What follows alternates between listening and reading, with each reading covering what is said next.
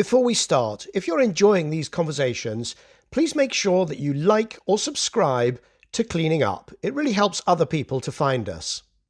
Cleaning Up is brought to you by the Liebreich Foundation and the Gilardini Foundation. Hello, I'm Michael Liebreich, and this is Cleaning Up. My guest today is Gina Domanig, the managing partner of Emerald Technology Ventures based in Zurich. She's got around 300 million euros under management and is one of the premier venture investors in industrial sustainability. Please welcome Gina Domanig to Cleaning Up. So Gina, thank you very much for joining us here on Cleaning Up. Thanks for the invitation, Michael. Nice to see you again. It's a great pleasure. I was trying to work out how many years ago we started working together when we were you were building the event in Rüschlikon and I was building New Energy Finance. How long ago was that? Let's see, probably like 20 years ago when you crashed the event. Yes. It wasn't quite 20. That would have been probably 2006. It's probably 15 years ago. And the story of that, I mean, now you've mentioned it, we're going to have to explain it to the audience. But why don't we come back to that? Because tell us what the event is. Tell us what you do, and then tell us what the event is, because those are not really this one and the same thing. So exactly, there are two different things. Exactly. Yeah, so what I do. So I am the managing partner, Emerald Technology Ventures. We were probably the first venture capital fund in this space back in 2000. We actually called it sustainability. Then nobody knew what sustainability was, so we called it sustainable technologies. Then cleantech was coined. We called it cleantech. Now I guess the world is starting to call it climate tech, but that's what we do. So it's industrial technology. We invest in North America, Europe, Israel, and now also Asia. We opened up an office in Singapore last year. And really, startup companies that are just at that point of commercialization. So we like to have companies that are already in commercial revenues. And the probably interesting thing is that all of our investors are major corporations. So 35 large corporations that are looking to work with us really for open innovation. That's great. So it's up to 35 now, and let's come back to who they are, because you've got a very particular business model. But I hope that the viewers or the listeners to this podcast or YouTube channel, I hope they understand that you've been doing this for some decades. Obviously, from the preamble, they'll know that it's around 20 years or more, and so you've really seen, and you've been pretty much one of the leading figures in European sustainability, clean climate tech venturing, for some considerable time now. So you've seen all the different waves, haven't you? Yeah, definitely. I mean, when we started, we were really alone. I mean, the big challenge back then was syndicating. We were active in North America, and I found it was quite easy to syndicate, although there weren't that many funds, right? It was End, Rockport, and then later came Enertech. So there weren't that many of us, but at least there was a community that was, ecosystem that was forming. In Europe, there was really nothing back then. And this was, at the time, this was something called sustainable asset management, wasn't it, SAM? Yeah, exactly. So I started the venture capital business as within SAM. SAM had just launched the Dow Jones Sustainability Index. They had a public equity fund. And I built up the venture capital part. And when SAM was sold to Robeco in 2006, we did a management buyout. And then just took the business with us and rebranded it to Emerald. And that's what is now called Emerald Technology Ventures, right? Exactly. Mm-hmm. Okay, very, very good. And so that time around 2006, that would be the time that I think we first met, and that brings us to the event, which you've been running really as a way of helping to grow that whole European sustainability venture capital space. Is that not? Exactly. It was extremely difficult. First of all, it was difficult to find companies because the whole communication wasn't really working that well. That's back when we received business plans by post, right? So, there really wasn't that much of an interconnectivity, if you like. And what was happening is that when we would find a deal in Europe, it was super difficult to syndicate it because the VCs, the few people that would have been interested in this space, didn't know each other. So one Sunday night, I just thought, this is ridiculous. in the US, it's much easier. The problem in Europe is that, we don't know each other, nobody trusts each other. And so I'm going to launch this event, which we called it the European Energy Venture Fair for a long time. Then we dropped the energy because it's more than just that. But we started it as a not-for-profit. And we basically said, look, we'll cover if it's loss making, we'll cover it. But we want it to be an event by the investors for the investors. So we want it to be small enough where it feels intimate and people get to know each other. And so it's still held at the exact same place 20 years later, same moderator, same keynote speaker. And yeah, so it's going really well. I think everybody really appreciates the event, and we're really looking forward to this being one of the first physical on-site events post-COVID. And so the moderator is our great friend Susan Kish, who, having met through the European Energy Venture Fair, as was then, I then brought her into New Energy Finance. She built the New Energy Finance Summit, which became the Bloomberg New Energy Finance Summit, and actually did great work beyond New Energy Finance piece of Bloomberg after we sold. And she built a number of different properties for them, and a great friend of both of ours. And the keynote speaker you refer to there is you're very kind. I come along once a year and try to sort of marshal the troops. And if they're too exuberant, I try and hose them down, and if they're looking a bit depressed, I try and build them back up. But the story of the crashing is what I would like to share with the audience. So what happens? You very kindly invited me because you do one day which is only for the investors, and then one day where you have various companies that come along and present. And you asked me to help open the second day. And so, but I had to turn up. It's a beautiful conference center, the Swiss Re Conference Center in Rüschlikon, just outside Zurich, and there are some. It's a wonderful place to stay. So it's the only perk I get out of speaking, but it's perfectly enough, is to stay at the Rüschlikon Conference Center every year nowadays. But I was the last person invited. I don't know who had dropped out, probably somebody, and I was staying at the kind of Holiday Inn or the Days Inn, about 10 or 15 kilometers away. And I arrived the night before and I discovered there was no room service. You didn't invite me to the dinner. No, because the dinner is investors. Exactly, dinner's investor only. And there was no room service, and I found out that there was a pizza place another 10 kilometers in the other direction. And I thought, you know what? To hell with this.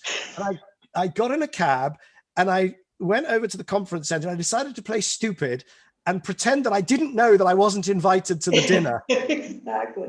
And when I arrived, Susan, the moderator that I just talked about, she was summoned, and she came rushing out to say, well, you're really not allowed, and you've not been invited, and it's investor only.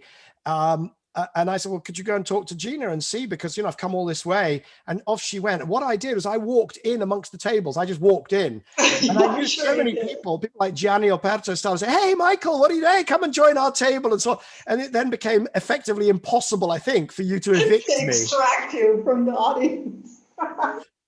And so that's my side of the story, but you recall it, though. Hilarious. Yeah, so that event then has grown over the years and is now the focal point event pretty much for the European sustainable technology venturing. But it's also gone through a few waves, the whole sector, not just in Europe. And around that time, that was the sort of clean tech 1.0 time. And in fact, you entrusted me and New Energy Finance with analysis of what returns people were getting from sustainable venturing. And for a few years we did that. And then it became absolutely clear that people were getting killed. And so we stopped doing the analysis. But why is it different this time? What's the difference between then and now? There's a lot of things that are different, right?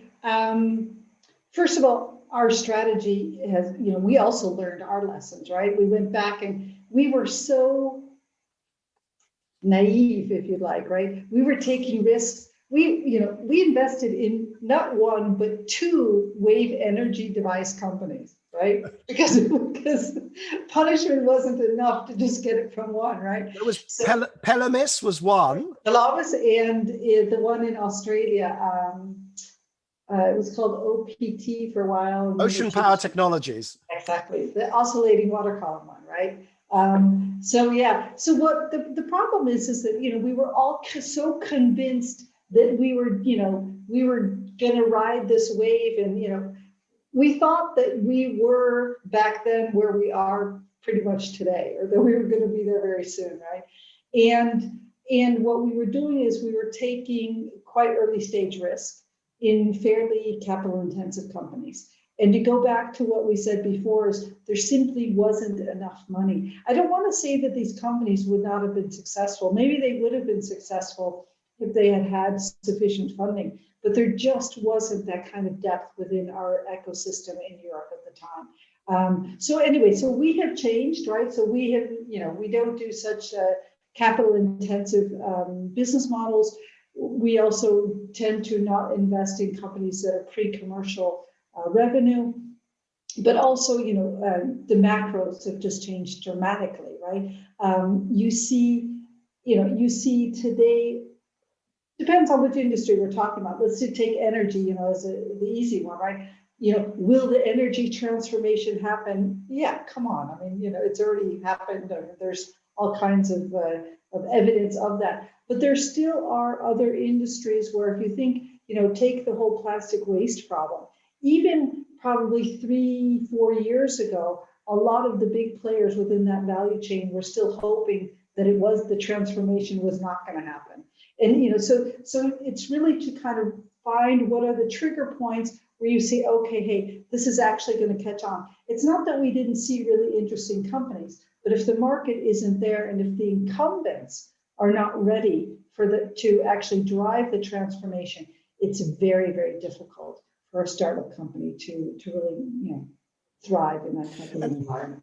To what extent do you think we're over tipping points? Because you talk about incumbents, and right now they're frankly running scared, right? There's so much momentum behind net zero and so much momentum around ESG and so on, but can that go backwards? And I'm thinking of, these, you had a catalyst company. I mean, it was just, the technology was fantastic, but the fact is there was nobody that it could sell to that wanted to buy. They just didn't have to. And, is that over, or is it temporarily over? It becomes over in certain sub-segments, right? That you can really see that, there's a long time where the incumbents are able to block innovation, right? But then something happens where it tips, right? And then all of a sudden the floodgates are open, and then the startups can come running in, right? Some of the startups become then the large players. You could see it sometimes on, automotive.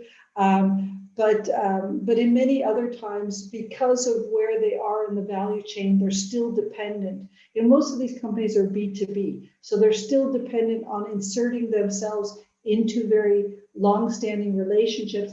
And there aren't that many business model disruptions within industrial tech, right? Most of what we see is technology innovation. And hey, if the incumbents are excited, like with this whole open innovation, and they want to adopt that technology, that's actually the easiest and often the fastest way for the startup to actually get commercial success, right? So to get back to the question, I think that there are many subsegments where that, we're already past that point, and then there are others where, the incumbents are still able to block. Like we were talking about, automotive catalysts, which, I lost 10 million on that lesson, so I learned it.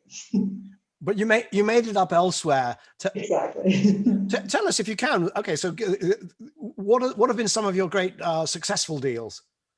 Let's see, recent ones. Oh, we also invested in a company in the US that was doing high definition mapping for, and it ended up being, they had many different application areas, but the big hit was for the automotive industry. So we co-invested together with General Motors, and they are basically developed the high definition maps for autonomous driving, right? Can you name them just in case anybody? The company's Usher. We sold them Usher, USHR. Yeah, okay. Oh yes. We sold them so quickly that I didn't, and I was the head of the comp committee, I didn't even have time to implement the ESOP yet. So that was it was fast. It was a super fast that's exit. almost trading, that's trading, not investing.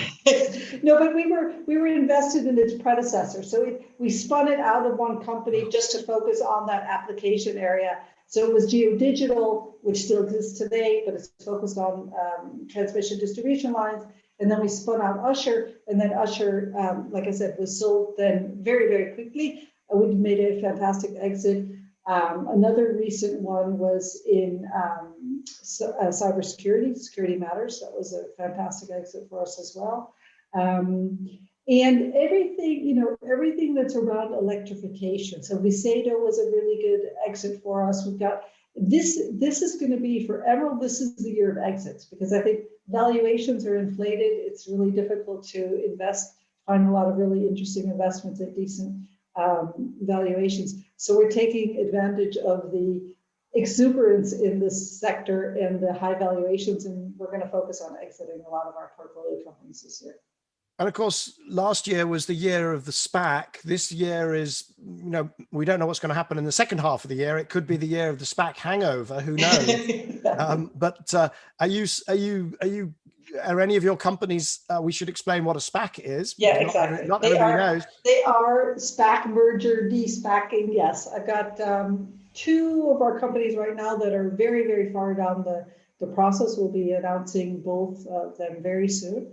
But yeah, so SPACs, which are actually a special purpose acquisition company, the structure has existed for a very, very long time. It just became popular recently, and it's a shell company. And I think, the reason why it's a better exit for us than IPO is because in an IPO, you can't give forward-looking projections. And the SPAC, because it's actually a listed company that's acquiring your company, they can go ahead and give the forward looking. So, you've got companies that are, the SPACs are putting valuations at, 1 times 2025 revenues.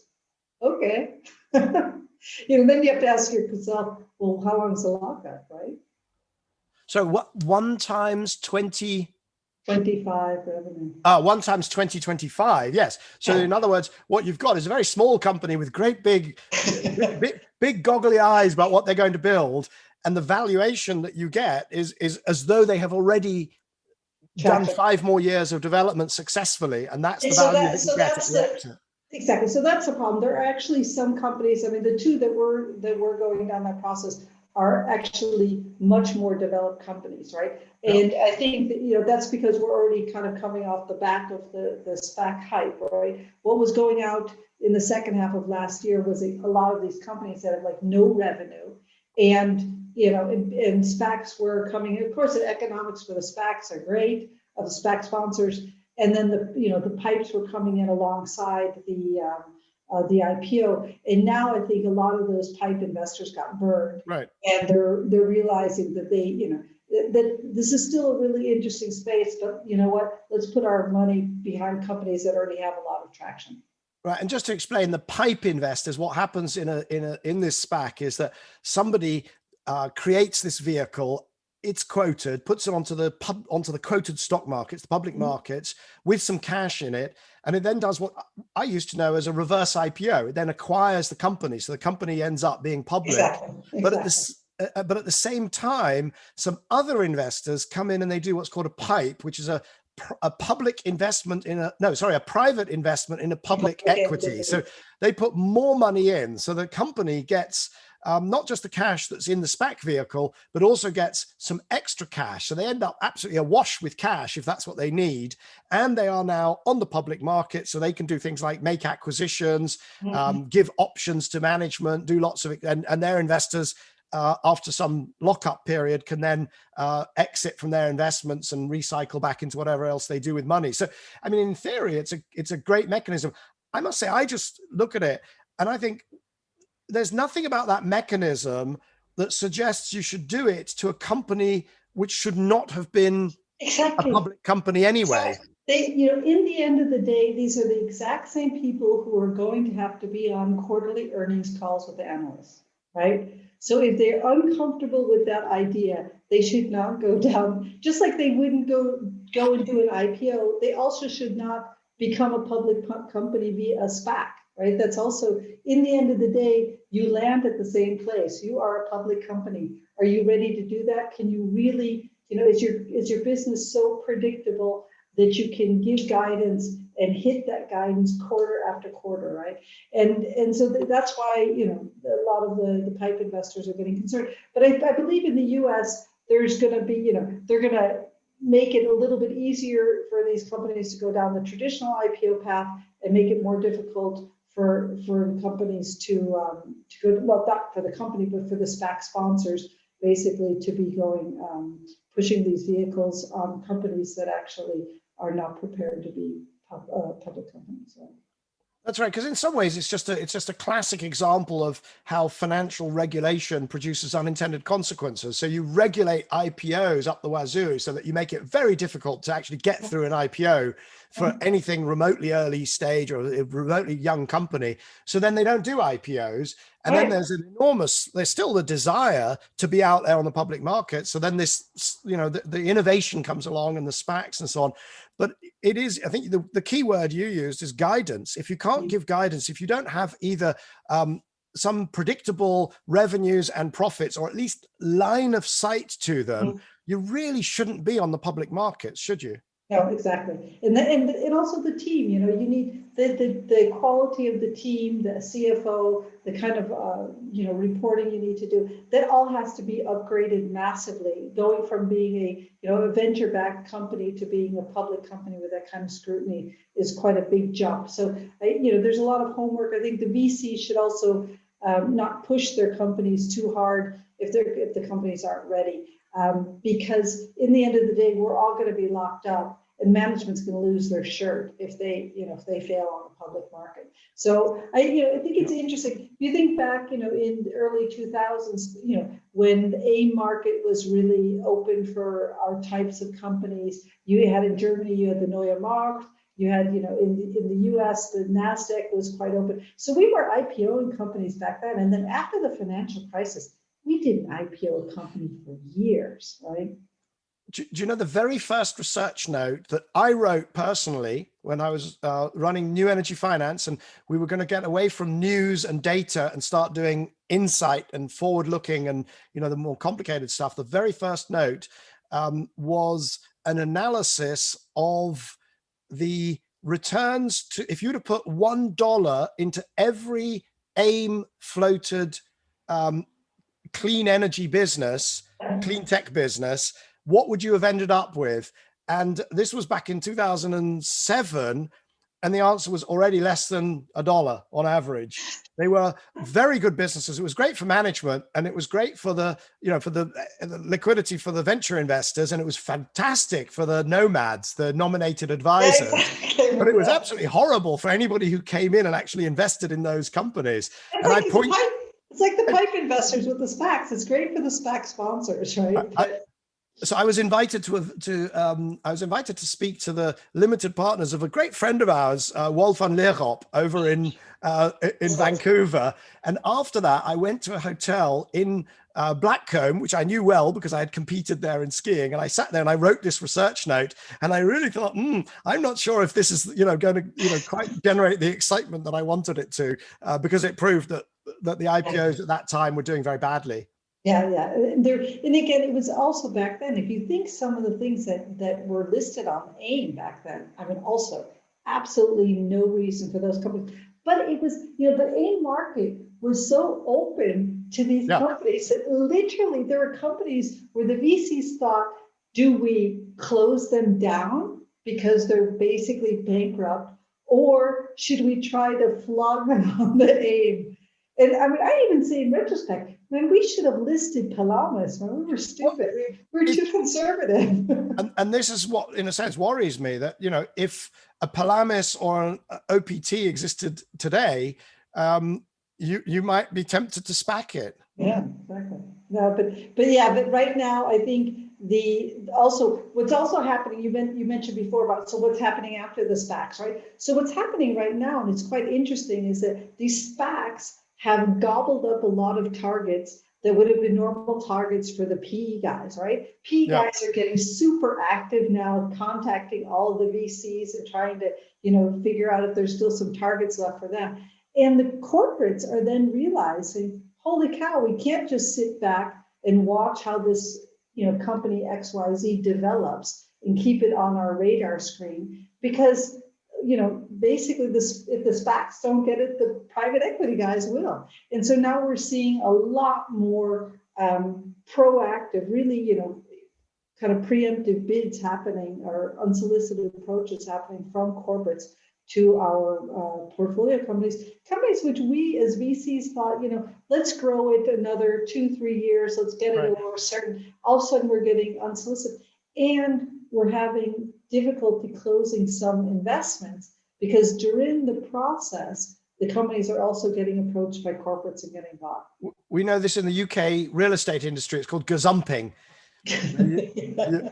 People accept an offer, and then because if the prices are going up, they then renege on it and take a better offer. Yeah. So that's really interesting, because what you're saying is that the corporates, who usually would have been the exit route for most of your investments, are now getting worried that your portfolio companies are going to go off via a SPAC onto the public markets, or maybe into private equity. So just raise more money and decide to grow and maybe ultimately compete with your corporate, remain in competition rather than allow themselves to be gobbled up.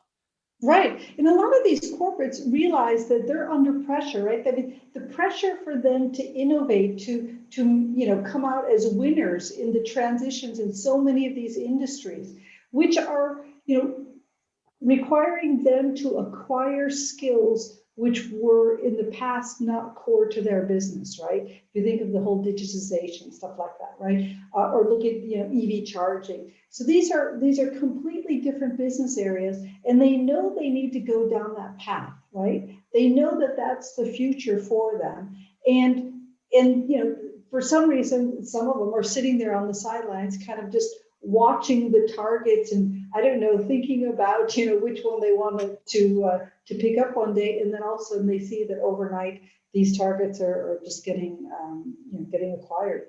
And corporates, though, I think one thing that is also a bit different is that there's a lot more corporate venturing going on than ever before, right? Every single year the statistics come out, more corporate venturing. In Europe, there's in cleantech, there's more corporate venturing happening than there is traditional venturing happening, right?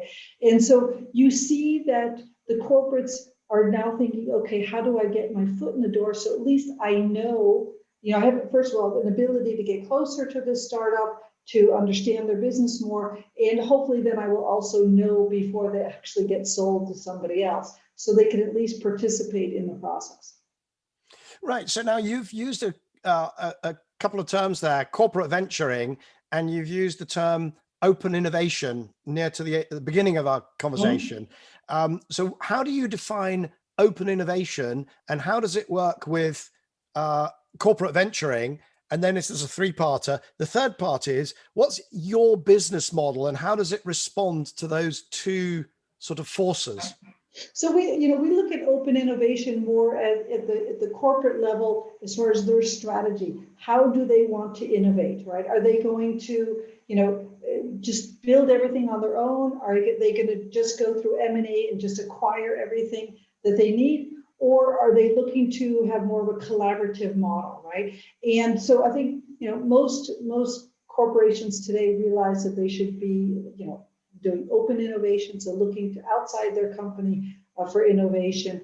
And corporate venturing is just one tool, right? There's some corporates that we know that have very ambitious open innovation initiatives and goals, and they don't ever invest in startups. They're really looking at, establishing collaborations, whether it's joint development agreements, sales and marketing type of distribution agreements. So there's many different models in which they can collaborate with the startups. Corporate venturing is then, let's say, one vehicle that many corporates are using, which typically includes some amount of money that the corporate venturing guys invest in funds or directly into startup companies or both, right? And this takes us now to our model, right? So at Emerald, in the early years, we took money from just about anybody, and we gave them the quarterly reports because that's what we were, legally obliged to do. What we do today is completely different, right? Because we have 35 corporates as investors in our fund.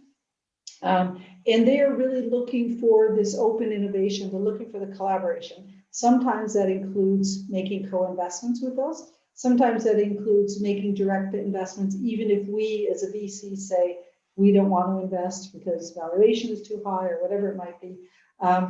So what we've had to do as a venture fund is really kind of pivot almost. And this is after the financial crisis when all the institutional investors went, running for the door and left venture and certainly left the clean tech sector.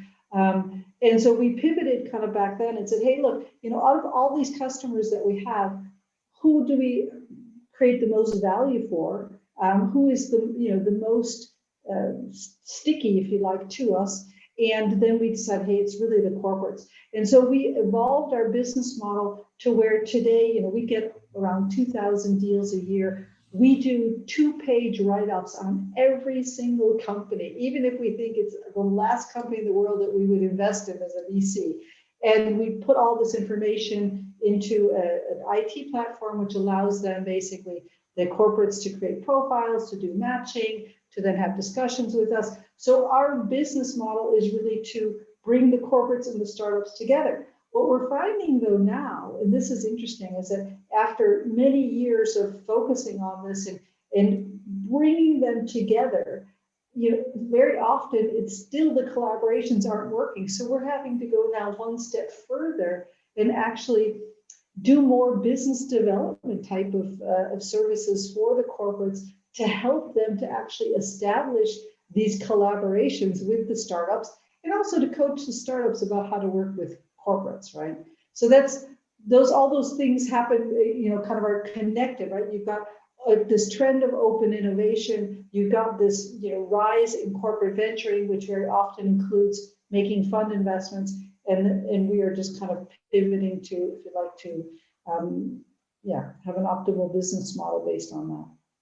So that's great, and I'm delighted to hear that the number is now 35 corporate partners, because I came to your spring meeting 2 years ago. It's actually short before the last one before the pandemic, and I think at that time you had 23 or 24. And what's the typical ticket? So they've given you what, 5 or 10 million euros to, and for that, obviously you invest that, and if they're lucky, they'll get back. Or not if they're lucky, if you do your job well, which I'm sure you will, they'll get that back with a multiple. But along the way, they also get access to all of this information. You're almost doing venture capital kind of without a net. You're just, doing it in full view, or in full, I don't know what analogy to use, but you're showing them your workings. And if they don't like your decision, then they can step in and take that investment themselves. Exactly. So, and that's, for the corporates, they get, and I always say, look, in our sector, you should, people who are promising 25, 30% net, I don't know what their strategy is. I haven't seen that in the past 20 years. I think if you consistently deliver 15 to 20% net returns in this space, you're doing a great job, right? So, and if on top of that, we're delivering all of these kind of consulting services to them, and we're having sprints, and we're having, doing tech studies, doing scouting, all this, that just comes to them, if you like, for free on top of that, right? And so now we've also have an evergreen model, which doesn't force the corporates to re-up every 5 years. They can just simply stay in the fund, continue to reap these benefits, and we just recycle part of their funds so that they can continue to, so we can continue making new investments for them. And that's a great point for those in the audience who are not specialists on venture capital or private equity. Most funds are closed-ended. In other words, you kind of you make some investment, you raise the money, you make some investments, then after 1, 2, 3, 4, 5, 6, 7 years, you sell them, and then you give back all of them proceeds less the bit that that is Right. the carry, which is the upside. You give that back to the investors, and then you go back to them and say, wasn't that great? Do you want to invest with us again? Yeah, but it's even worse. It's after 5 years, right? It's after 5 years. And if the investor came in, let's say 12 months into the fund, they have to pay retroactive fees for a year where they got no services. Then they get services for 4 years. And after those 4 years, the fund comes and says, I'm going to cut you off unless you re-up in our new fund. Right. So and then, of course, it also it pushes you to exit from transactions potentially too early, because you can only have those conversations with investors if you've delivered your returns, and you might have a great investment. Maybe it's going to take 8 years, or maybe it's going to take 9 years to get to be really, really valuable. And that's very common in this space. But you don't have the luxury of leaving the money to run and the business to grow. Yeah, even many years ago, I was at some conference and I remember one of the big institutional fund of funds guys saying that on average, a venture capital fund liquidates after 17 years. And everybody's selling it as a 10-year fund, right? So that means by that the time you get your last company out the door, it's 17 years later. Can you imagine? 17 years, and that would be when you get the last distribution from the last company. Yeah, close it up. And so you've just said, don't fight that. We're just going to build an evergreen structure. So that's a structure where if we want to hold something for 10, 12 years, 5 years, 7 years, we can do that. Theoretically, we could, right? But we want to recycle the funds because we want to continue to make new investments, right? And so, and it's not the way we structure. It's not that, by bringing in a new investor, the fund has more money. So each investor's account is kept separate, right? So the investors who are there from the beginning, they really need to have realizations within their portfolio, if you like, to free up some cash for us to continue to make investments. So it is a little bit of a juggling exercise, if you like. But I think it's, the other thing that's really important, and this is probably one of the big sins of venture capital, right? When you go out and you for sure you're going to have to go and raise a new fund next year, right? I would say 24 months before you are going to raise a new fund, the last thing you want is a write-off. The last thing, because every single analyst and every one of these institutional investors will stick their finger right in there and try to make it look like you have no idea what you're doing because you had a write-off, right? The truth is that's part of the skill of venture capital, is to triage, to get rid of, realize this company is going nowhere, write it off and move on. Don't put more money in. But what happens is that the VCs are so penalized by having write-offs when they have to go out fundraising, is that they would rather sometimes throw good money. You don't know that it's bad, but it's questionable, right? And you just to, kind of roll the dice again, if you like, because you don't want to have a write-off. Whereas in our model now, we can, at any moment in time, we can say, okay, we've seen enough, write it off, let's move on, right? Right, and that is so important. I'm not going to say who it was, but I was talking to another European venture house, and they had a company. I think they said that it was doing a Series H. Still didn't have $1 million euros of revenues when they're doing a Series H. And you sort of think, at some point, let somebody else, take that problem off your hands. Yeah, exactly. Yeah. Now, although I have to say, I had one miracle exit that had done a Series, at least H, and it was a phenomenal exit. But that was, you can't count on things like that happening. That was right. Well, there are always stories about. I think some of the venture investors in Candy Crush got a very nice surprise as well. Yes, because something can always happen unexpectedly good.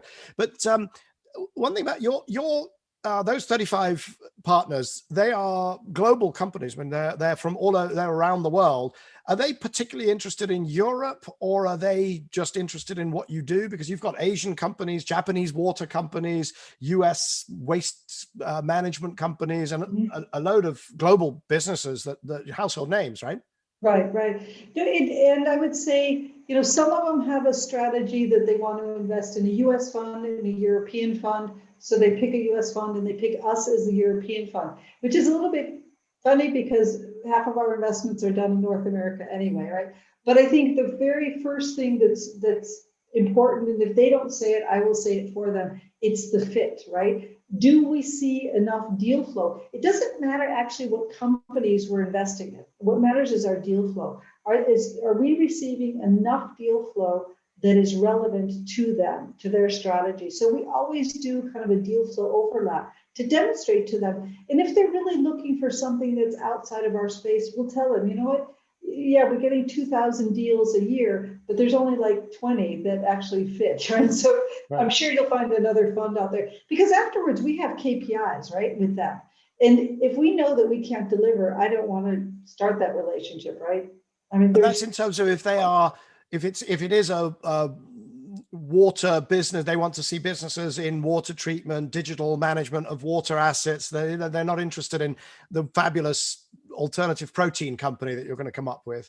Right. Well, that's why also the other thing that's quite interesting that I didn't mention before, that we've also started in this past year. It's interesting. So much has happened during this pandemic that I never would have thought would have been possible. But we made actually some very interesting moves. We started sector funds, right? So exactly for water, you mentioned that, we had some investors who said, look, we want to invest in the water space, but we don't like the fact that you're doing all these other things. We don't like the diversification.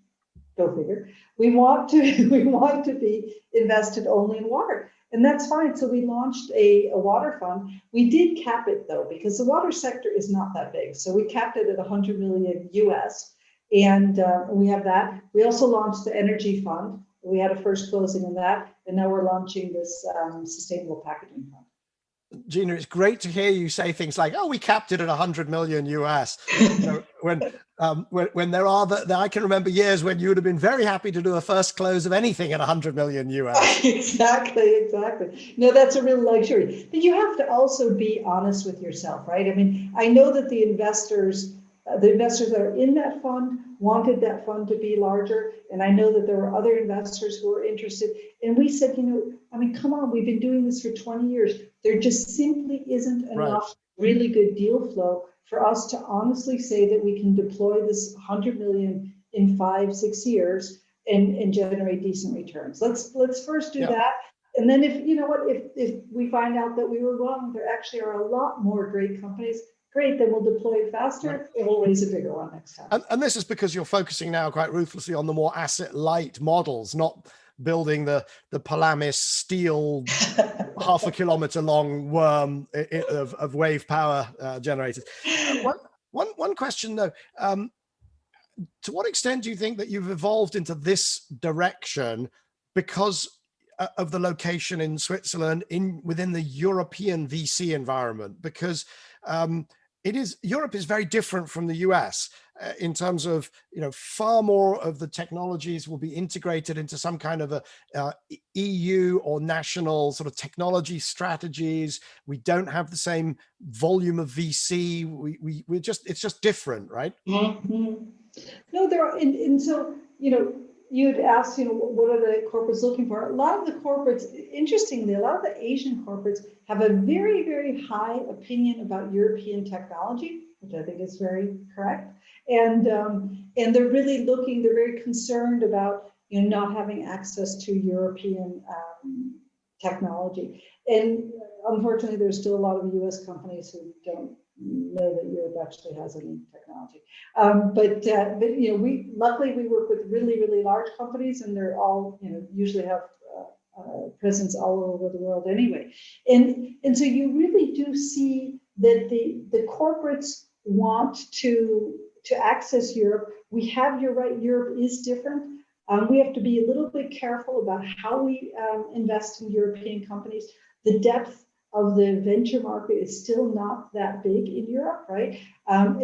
Although we can see the exact same company in North America and Europe. Both of them we know have a potential to scale if they have sufficient funding. And we will be more cautious on the European one because we just can't count on that large of follow-on rounds to happen, right? So we're thinking, okay, in worst case scenario, could we, with the existing syndicate, get the company to break even or to an exit if they're not able to raise another large round? So there's definitely that, but there's also, to tell you the truth, a lot of the entrepreneurs in Europe or the seed angel investors, they don't want the dilution. It's absolutely crazy. Why don't you want a smaller piece of a much, much bigger pie? No, we'd rather own a larger percentage. So I have just written off an investment that I made in a fantastic technology, a really good team.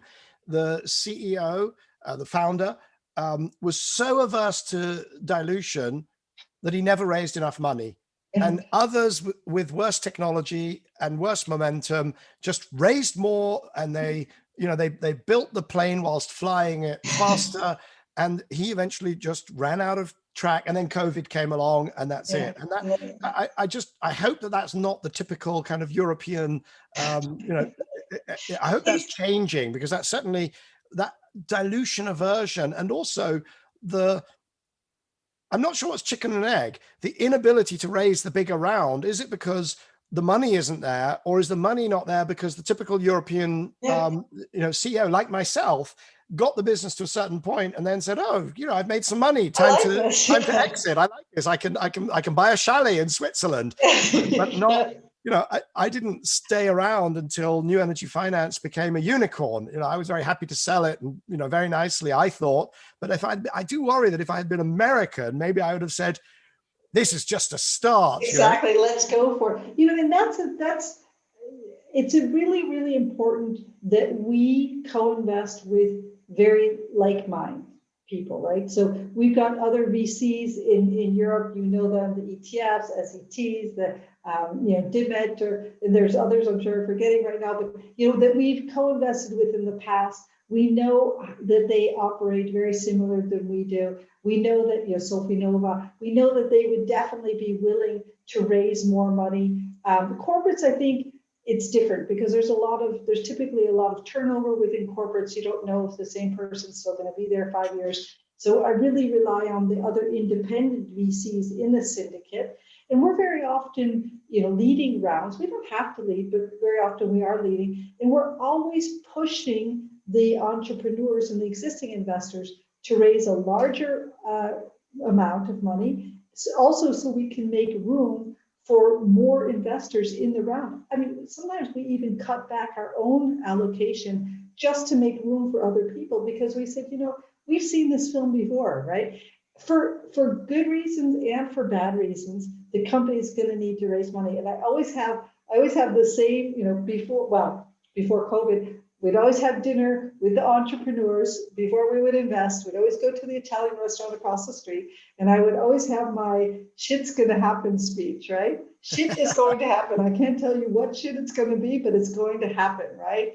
And I need you to be really honest with us. And you need to raise more money, because you never know when and there's never been an entrepreneur who's afterwards came and said that they regretted taking so much money.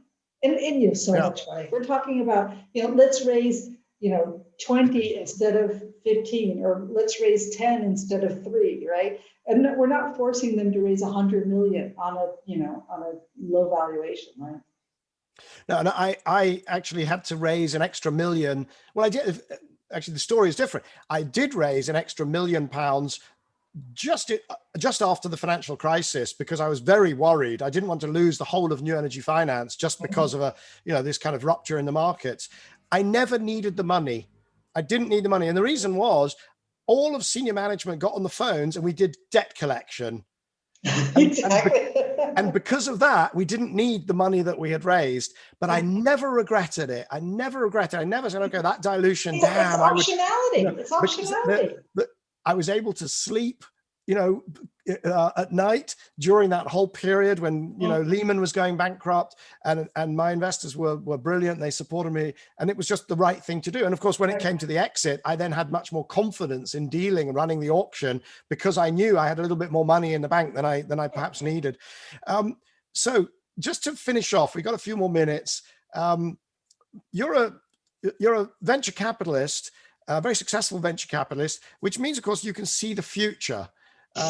And so I'm going to take this opportunity to ask you, if we were going to be speaking again in, I'm going to say 3 years, because 5 years is almost too long. I'm going to say 3 years. What do you think are the kind of, where will we be? Where will the market be or where will the activities, what innovations do you think will have sort of started to transform either the markets your portfolio companies operate in or your own business? Well, I think a lot of the topics that are today still really hot will be, just like, there was a time to make money in solar cell, solar panels and stuff. That's over, right? So, and there's also, things that kind of transition out of venture, right? The whole electrification, well, at least electrification of, passenger cars, maybe heavy duty vehicles. Marine and some other, more challenging. I think that'll still be quite interesting. The whole aerospace area, I think, will stay interesting for a number of years. I think what's also interesting is this whole ag tech is coming. I would say coming back. We find a lot more market pull to adopt new technologies on the ag side. I'm not talking about precision irrigation, right? I'm really talking about novel food ingredients and stuff, and going all the way into food, agri-food tech, right? So I think that is definitely going to happen. Hopefully, we will have made progress on the whole sustainable packaging, plastic waste. I still think there's a huge amount of innovation, and there's still many actors within that value chain who are resisting the transition. Once they get on board, I think there will again be a huge pickup of new technology. So we're really excited about that area. I also think what's going to happen, and just like, I was talking about earlier about how Europe was so different than North America 20 years ago. And I think we're going to see the Asian market within our sector, within this clean tech or climate tech, whatever people are calling it these days. I think that we're going to see the Asian ecosystem develop and then be more connected, if you like, to the other. Because although there are very few US funds that invest in Europe and vice versa, the corporates do, right? The corporates, when they do investing, they're all over the place, right?